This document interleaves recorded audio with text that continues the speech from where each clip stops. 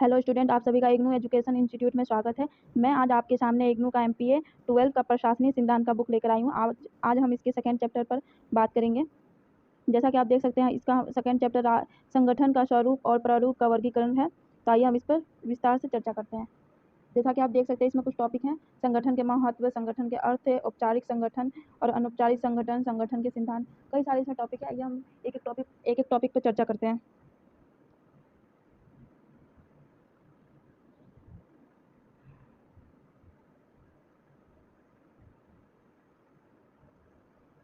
सबसे पहले हम देखेंगे कि संगठन का अर्थ क्या होता है। तो संगठन व्यक्ति का एक समूह होता है जो किसी भी संस्था द्वारा निर्धारित लक्ष्य और उद्देश्य को प्राप्त करने के लिए व्यक्ति का एकीकृत करना और उसके बीच कार्य को बांटना ही संगठन कहलाता है।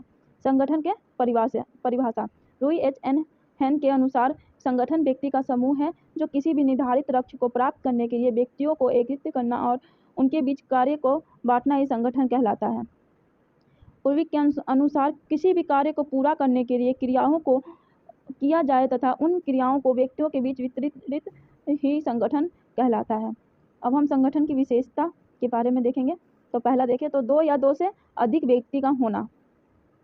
संगठन केवल एक व्यक्ति का नहीं होता बल्कि यह एक से अधिक व्यक्ति का समूह होता है जिसे हम संगठन कहते हैं, और उन संगठनों का उद्देश्य अपने व्यवसाय या व्यापार की उन्नति और वृद्धि करना होता है। संगठन किसी पशु पक्षी को हम नहीं कह सकते हैं। संगठन केवल मनुष्य द्वारा बनाया गया समूह को कहते हैं, क्योंकि मनुष्य विवेकशील है और वो हमारे भावनाओं को समझता है। कोई एक व्यक्ति संगठन का निर्माण नहीं कर सकता है जब तक हम उसे एक से अधिक व्यक्ति या इस संगठन में दो या इससे अधिक व्यक्ति होना अनिवार्य है।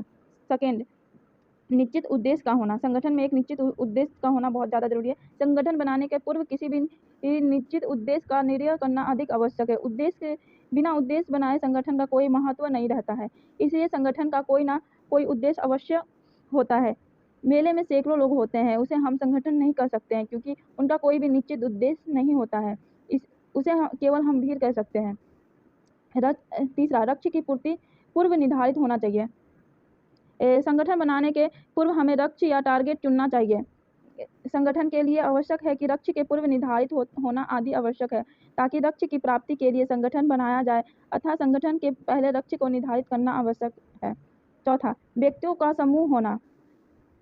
संगठन किसी पशु पक्षी या अन्य प्राणी का समूह संगठन नहीं कहलाता है। संगठन केवल एक व्यक्ति का ही हो सकता है क्योंकि व्यक्ति विवेकशील होते हैं और वो हमारी भावनाओं को अच्छी तरह समझ सकते हैं और कार्य कर सकते हैं।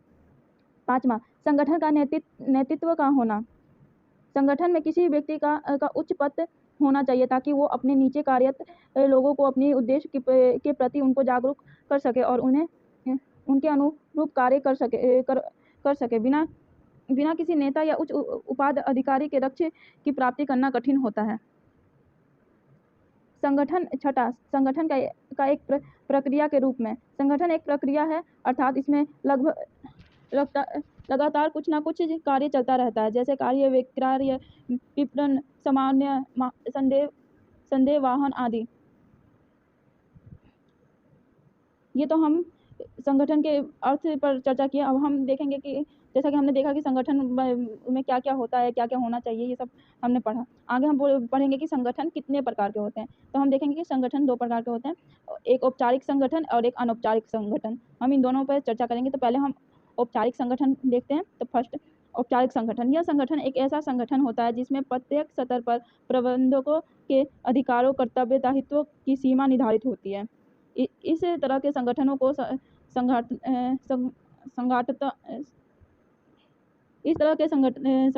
संगठनात्मक लक्ष्य की प्राप्ति हेतु प्रबंध द्वारा बनाया जाता है।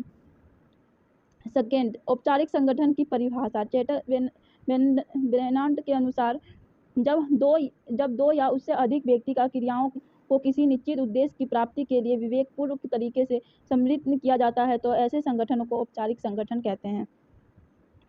औपचारिक संगठन की विशेषता। पहला, पूर्व नियोजन की प्राप्ति के लिए किसी भी संस्था द्वारा इस तरह का संगठन बनाया जाता है। सेकेंड, औपचारिक संगठन नियमों और कार्य विधियों पर आधारित होता है। इसका पालन करना बहुत ही आवश्यक होता है। औपचारिक संगठन के अंतर्गत व्यक्ति भावनाओं का अनदेखा करके कठोर अनुशासन का पालन किया जाता है। चौथा, औपचारिक संगठन का अधिकार पद से जुड़ी हुई होती है और इनका प्रभाव ऊपर से नीचे की ओर होता है। पांचवा, औपचारिक संगठन का मुख्य आधार कार्य विभाजन होता है। छठा, औपचारिक संगठन की व्यक्तियों की इच्छाओं और अवस्थाओं के अनुरूप परिवर्तन करना संभव नहीं होता है। कहा जा सकता है कि इसमें कोई रोचनशीलता कम होती है। अभी हमने देखा कि औपचारिक संगठन, अब हम देखेंगे कि अनौपचारिक संगठन क्या होता है। तो अनौपचारिक संगठन किसे कहते हैं? अनौपचारिक संगठन से अभिप्राय ऐसे संगठन से है जिसकी स्थापना लोगों द्वारा नहीं की जाती है, बल्कि स्वयं ही सामान्य हितों और संबंधों, रुचियों तथा धर्म के कारण हो जाता है। ऐसे संगठन को अनौपचारिक संगठन कहते हैं। अनौपचारिक संगठन की परिभाषा हल पी सिंडर के अनुसार अनौपचारिक संगठन एक ऐसी सामाजिक संरचना है जिसका निर्माण व्यक्तिगत अवस्थाओं की पूर्ति के लिए किया जाता है। ऐसे अनौपचारिक संगठन कहते हैं। अनौपचारिक संगठन की विशेषता, अनौपचारिक संगठन का निर्माण स्वयं ही हो जाता है। इसका निर्माण जानबूझकर नहीं किया जाता है, बल्कि व्यक्ति आपसी संबंधों तथा रुचियों के आधार पर स्वयं ही हो जाता है। दूसरा, अनौपचारिक संगठन व्यक्तिगत संगठन से अभिप्राय है कि इसमें व्यक्तियों की भावनाओं को ध्यान रखा जाता है। तीसरा, अनौपचारिक संगठन अधिकार व्यक्ति के से जुड़े होते हैं और उनका प्रभाव नीचे से ऊपर की ओर होता है और यह संगठन समाप्त हो जाता है और इसमें स्थायित्व का अभाव रहता है। चौथा, जब तक व्यक्ति एक समूह में होता है तब तक वो संगठन होता है। जब व्यक्ति अलग हो जाता है तो संगठन समाप्त हो जाता है। इसमें स्थायित्व का भाव रहता है। पांचवा, अनौपचारिक संगठन में कुछ लिखित स्वरूप नहीं होते हैं।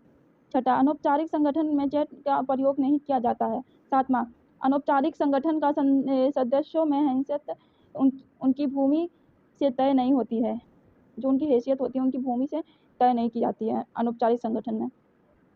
संगठन के सिद्धांत, संगठन कर्मचारियों की वो व्यवस्था है जो कार्य तथा दायित्व के विभाजन के माध्यम से श्रमिक का उद्देश्य की प्राप्ति की सुविधा प्रदान करती है। संगठन में व्यक्ति या व्यक्ति से तथा समूह का समूह से इस प्रकार संबंध थोड़ा जोड़ा जाता है कि ठीक प्रकार से क्षम विभाजन हो जाए। संगठन के सिद्धांत हमें कई प्रकार के देखे जाते हैं। जैसे हो गया सोनिक सिद्धांत, कोई भी व्यक्ति किसी भी प्रबंध की अधीनता में काम करेगा और उसके आदेश लोग इस बात का स्पष्ट उल्लेख होना चाहिए कि ताकि कोई भी व्यक्ति उसे आदेश का उल्लंघन ना करे। दूसरा, अपवाद सिद्धांत, प्रत्येक अधीनस्थ के अधिकार दिए जाए ताकि वो दैनिक कार्य को स्वयं निपटा सके, केवल असाधारण मामलों को ही नहीं अधीक्षक के पास आने चाहिए। इस प्रकार का प्रबंध का समय अधिक महत्वपूर्ण मामलों के लिए सुरक्षित रहता है। रोचक का सिद्धांत संगठन के प्रत्येक रोच होनी चाहिए ताकि उसमें परिस्थितियों व समय का अनुसार आसानी से परिवर्तन किया जा सकता है। चौथा, अधिकार का दायित्व, संगठन के प्रत्येक सदस्य को उनके अधिकार के दायित्व के साथ साथ उन्हें कार्य किए जाने चाहिए। अधिकार का बाद दायित्व का तालमेल के बिना कोई भी व्यक्ति कुशलतापूर्वक कार्य नहीं कर पाएगा। अस्थायी और पर्याप्त अधिकार सौंपे जाना चाहिए। पांचवा, संतुलन का सिद्धांत, संगठन के में विरोधी दबाव वाले तत्व जैसे केंद्रीयकरण, विकेंद्रीकरण, नियंत्रण, प्रभावित स्तर और संचार के स्तर, अधिकार योजना, योग्यता आदि का उचित संतुलन होना चाहिए। इसमें विभिन्न कार्य में उचित सामंजस्य रखा जाता है। पांचवा, नियंत्रणता का सिद्धांत, संगठन में व्यवसाय की अवस्था को नियंत्रण पूरा करने की क्षमता होनी चाहिए। व्यवसाय में नियंत्रण विकास होता है और पदों की रिक्तियों की भरने के लिए समय पर नए प्रबंध उपलब्ध हो ताकि यह संभव हो। जैसा कि हम देखेंगे कि हमारा ऑलमोस्ट सारे टॉपिक हो गए हैं। इसमें हमारा एक टॉपिक बच रहा है, वो है संगठन के प्ररूप और वर्गीकरण। तो हम इसको सेकेंड वीडियो में इसको पढ़ाएंगे। अगर वीडियो मेरी अच्छी लगी हो तो इसको लाइक करें, शेयर करें, कमेंट करें और मेरे चैनल को सब्सक्राइब कर लें और बेल आइकन को प्रेस कर दें कि इससे जुड़ी कोई भी वीडियो मैं लाऊं तो आपके पास नोटिफिकेशन मिल जाए। धन्यवाद।